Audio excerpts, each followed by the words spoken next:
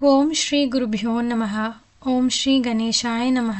నిన్నటి పురాణ శ్రవణంలో మృగశృంగునకు ఎలాంటి భార్య కావాలో ఆయన తల్లిదండ్రులకు వివరించాడు. ఈరోజు మాఘమాసంలోని 6వ రోజు సుశీల చరిత్ర గురించి విందాం.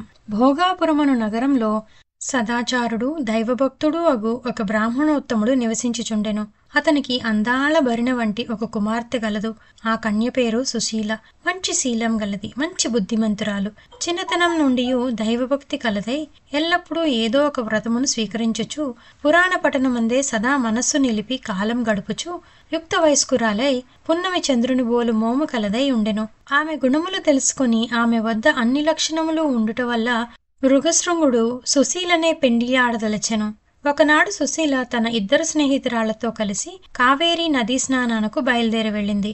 ఆ సమయమున ఒక ఏనుగు అడవి నుండి ఘీంకారం పెట్టుతూ వచ్చి స్నానార్థమై వచ్చిన ఆ ముగ్గురు కన్యలను తరముజొచ్చెను. వారు భయపడి ఏ దిక్కుగానక ముందు వెనుకలు చూడక పరిగెడుతూ దారిలో గట్టులేని నూతిలో పడి ప్రాణములు విడిచారు.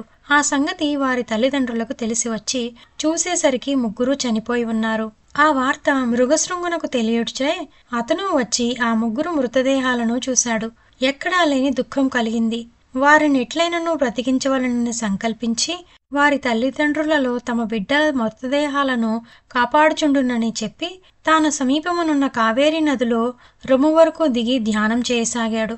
అంతలో అడవి అంతా గర్జించుకుంటూ తిరిగి ఆ ఏనుగు నీటి దిగి తపస్సు చేసుకుంటున్న మృగశృంగుని వద్దకు వచ్చింది.